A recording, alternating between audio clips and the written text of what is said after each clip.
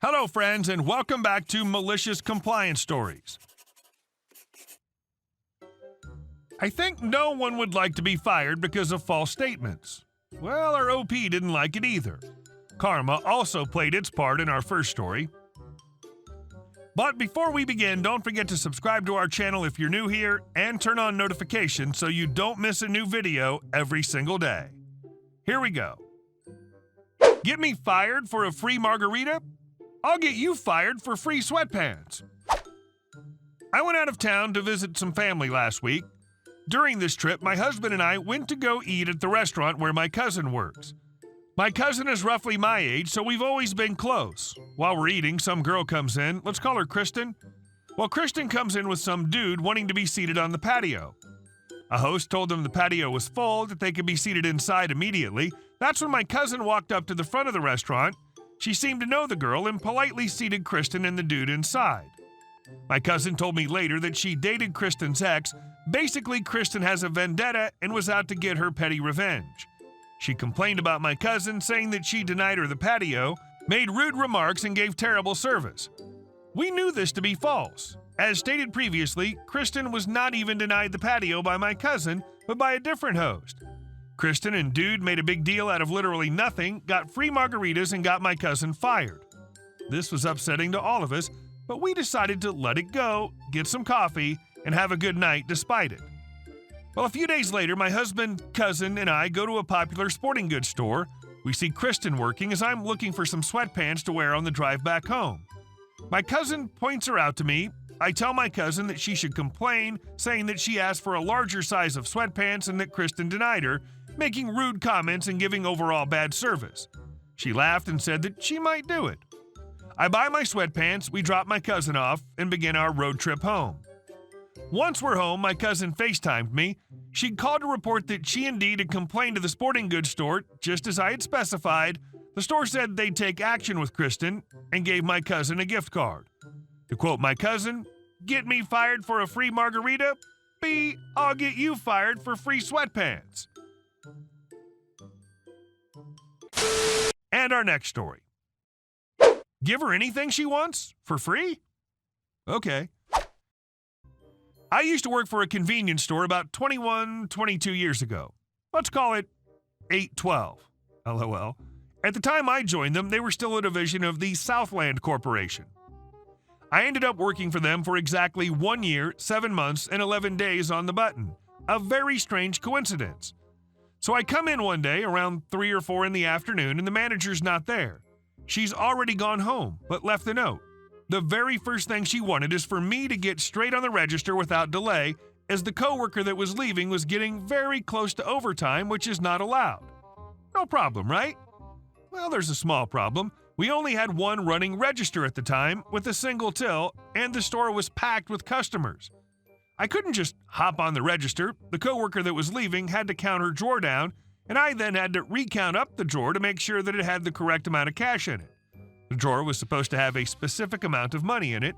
The coworker had to count it down to that specific amount, then log what she had remaining to see if there was a discrepancy from her total sales for her shift. Meanwhile, I had to count it up to the specified amount to make sure that she did not make a mistake counting it. All this had to be done before I could take over the drawer.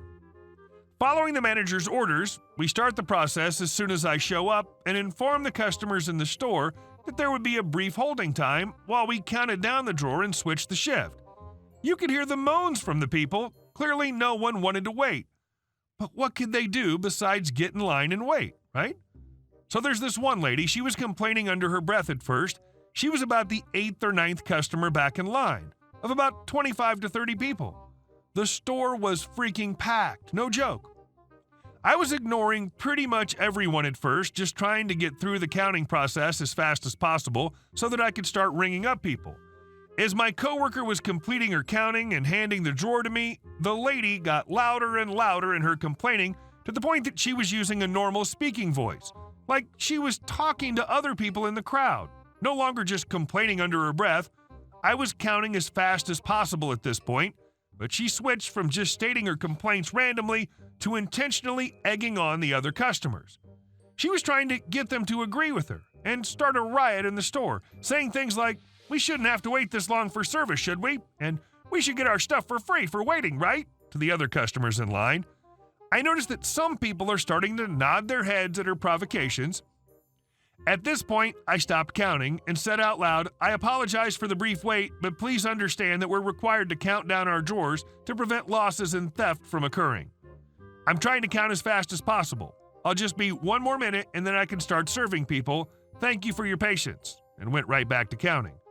Well, while that quelled most of the people in line who were starting to fidget and shuffle nervously, that just made things worse with the lady. She flippin' blew up and started yelling, "She shouldn't have to wait for service. She should get her slushie and sandwich for free," and then she started throwing cuss words around. "Mother effer this," and F that left and right. I stopped counting again and looked right up at her and told her, "Please, ma'am, stop using profanity in our store. There are children present." Since there were mostly families in the store, there was about 7 or 8 kids. Again, that just made things worse. Nothing but a nonstop stream of profanities started spewing from her mouth, at this point screaming at the top of her lungs. I finished counting my drawer as I told her if she doesn't stop, that she'll not be served and that she'll be asked to leave the store. I'm trying to protect the kids in the store at this point, and the line has already shrunk to about 15 people because of people walking out and leaving because of this lady. Well, she took that personally, apparently. She started off with the "You are going to serve me, and I will not leave until I'm ready" speech. So I glared at her and said, "Oh, really?"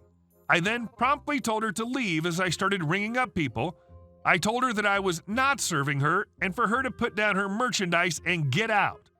Then came the "You can't make me" line as she literally walked up past the other people in front of her, moving them out of her way, and she stepped right up to the counter.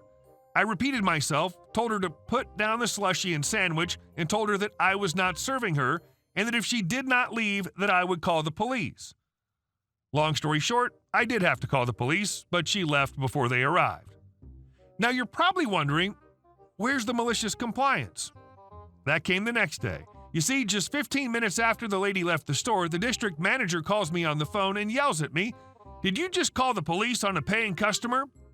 He doesn't let me get in a single word before he starts ranting about customer service, this and that, and informs me that the lady will be returning to the store the next day and that I will be apologizing to her in person and that I will be giving her whatever she wants for free. The next day I come in and the manager's in there waiting to call me into the office where I receive a write-up for talking back to a customer and kicking them out without a valid reason. The manager doesn't let me get in one single word to explain what happened. She then informs me that when the lady arrives, I will apologize, and then anything the lady places on the counter, she gets for free. I was honestly stupefied by this. I planned on waiting for the lady to show up and telling her to F off and then quitting and walking out of the store, leaving no one there. That was my plan. It didn't go that way, though. Hours later, after the manager had gone home, I was running the register when the lady walks in with her father and husband and cousin and sister and several kids in tow. They all grab our shopping baskets and start filling them up. As she comes up to me and says, "I was told by your boss that I can get whatever I want for free." When I see this, I'm like, no way. She doesn't think that she's getting everything for her whole clan for free, does she? I tell her to hold on just a moment, and I call the manager at home. She's pissed that I bothered her and doesn't let me get out any more than, "The lady is here. The manager yells at me, telling me that she has already instructed me, and I try it again. "Right, but she's here with..." The manager yells at me again. "Do you want to be fired? Just apologize to her and give her whatever she wants." I smile. "You want me to give her whatever she wants? For free? Are you certain?" The manager yells back, "Are you stupid? Do you not hear me?" "Yes, ma'am, as you wish." When the lady finally makes it to the counter, I do a very polite bow to her and apologize, making it sound as sincere as possible. I wanted to punch the smug, crap-eating grin right off her face, but I kept it to myself and started ringing up the items in the baskets that she was setting on the counter. I explained to her that I had to ring them up first and then cash out the order so that there was a receipt. $780 worth of stuff. I was laughing so hard on the inside. The next day when I showed up, the store manager, the regional manager, the district manager, and one of our company's loss prevention officers were all waiting for me as I was led directly into the office.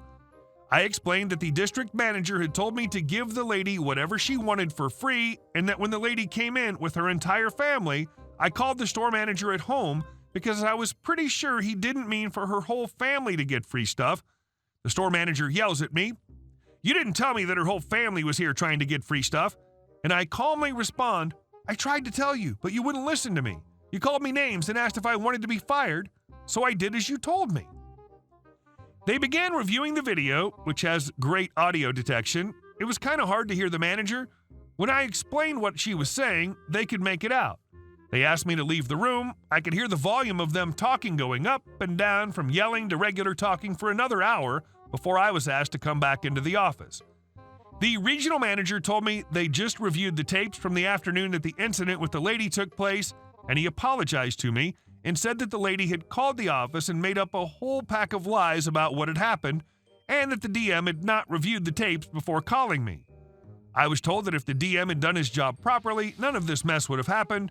I was then told that the lady was permanently banned from our store if she returned to call the police and have her trespassed. That's the end of it. I never did see the lady again, and just 2 weeks later, we had a new DM and a new store manager. I still love thinking about that to this day. I'm so glad that I didn't just tell her to F off and walk out. I feel sorry for the next employee that had to deal with that woman. At every store she visits, she's going to believe that she's entitled to $780 worth of free goods. Hey guys, thank you all for watching the video. I'll see you in the next one.